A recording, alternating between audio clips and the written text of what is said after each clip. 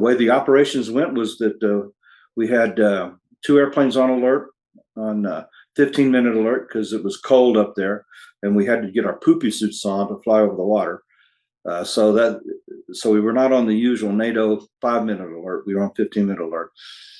Get dressed, fire the airplane up, get everything warmed up, and then launch.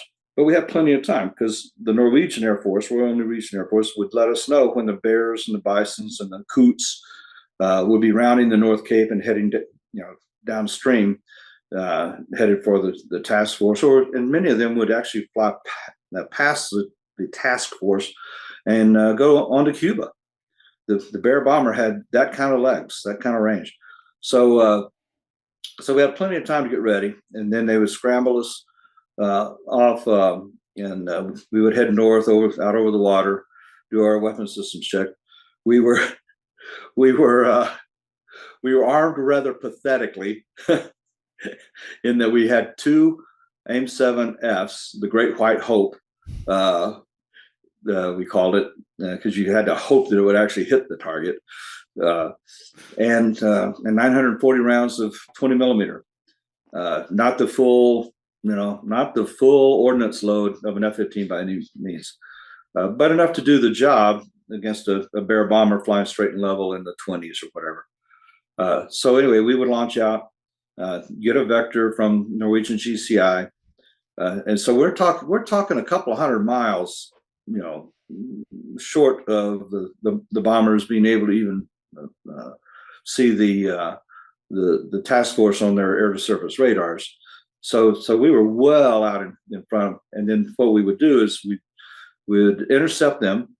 I always flew what we called a no-lock intercept.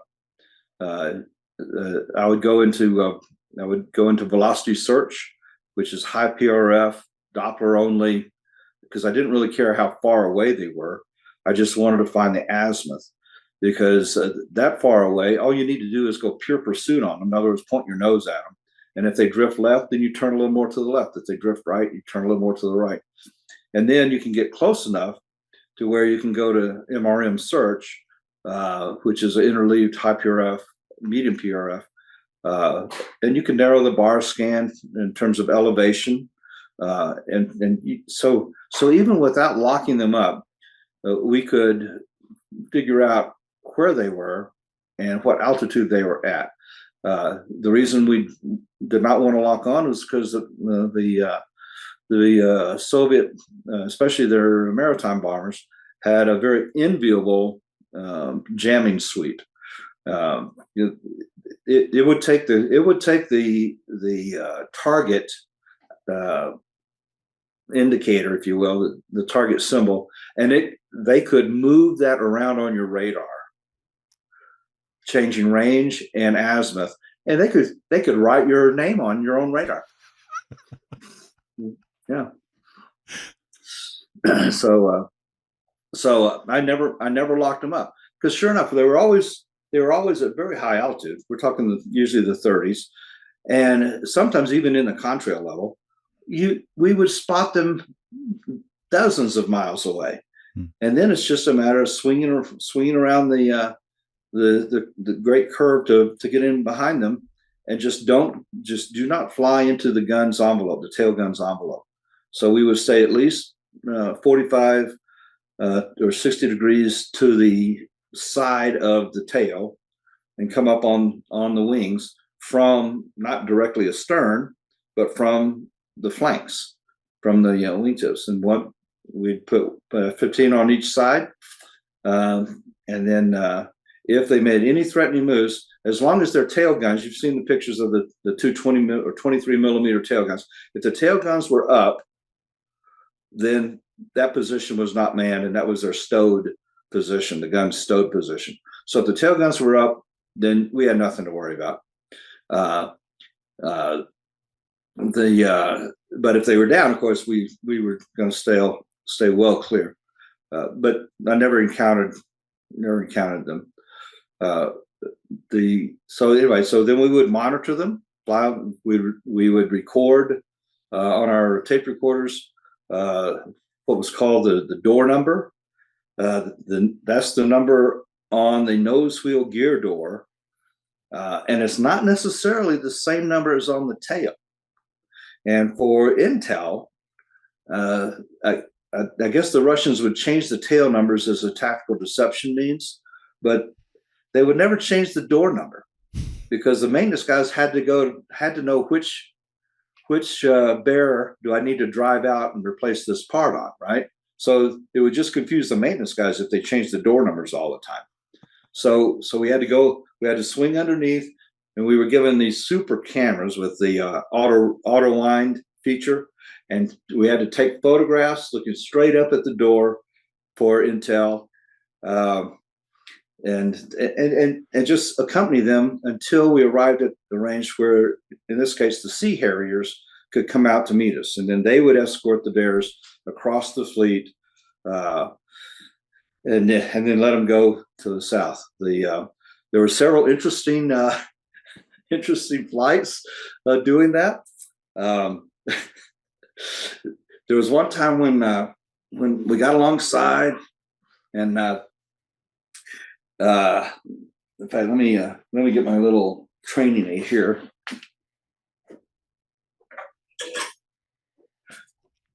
We got alongside the. I'm trying to see what you can see.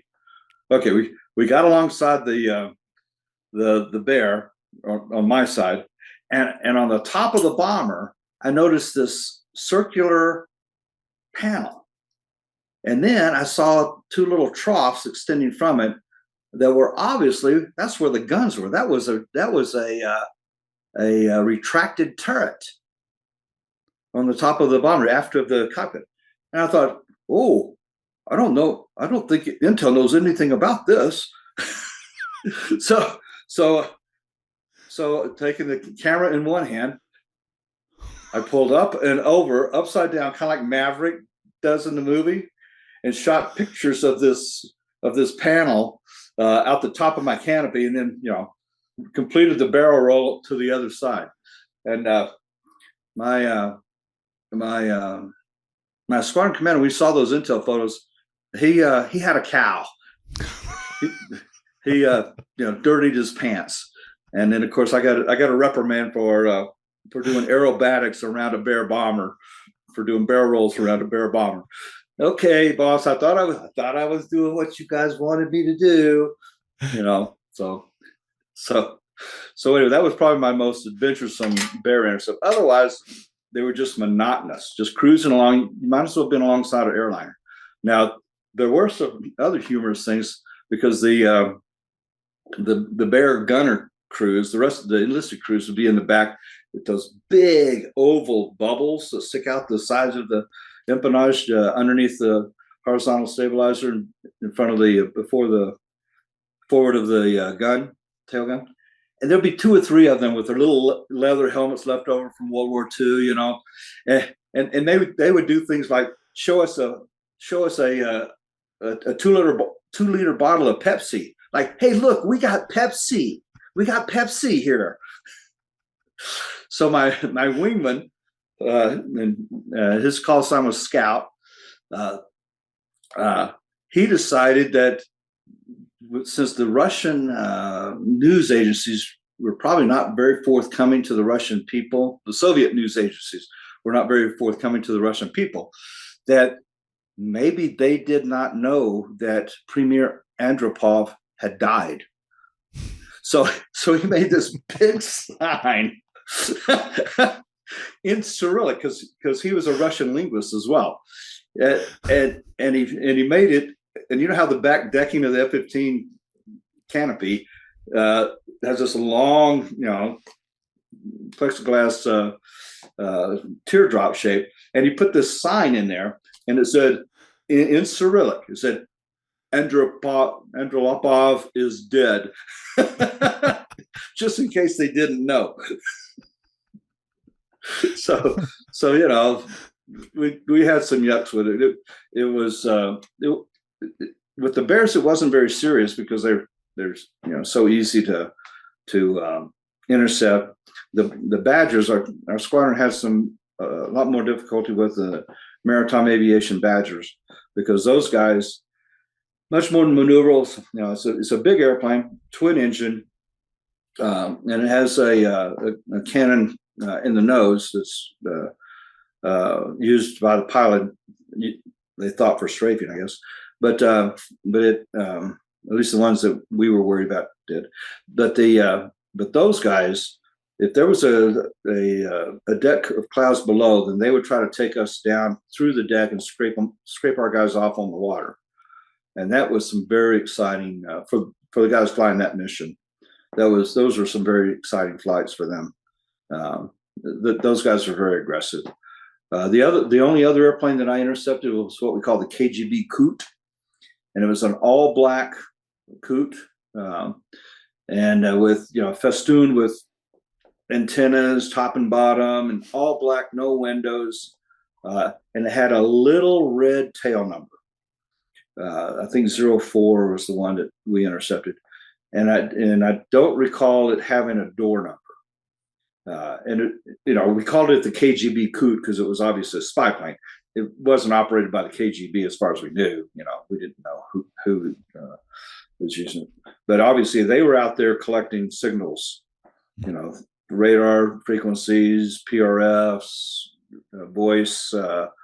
Just every manner of communication or sensor signal data that they could glean out of the air. So anyway, that was my Bodo experience. It was a wonderful, real world, wonderful in the sense of I learned a lot, and it was not that risky, and we weren't getting shot at, right? Mm-hmm. So in that sense, it was a wonderful, real world, active duty flying experience.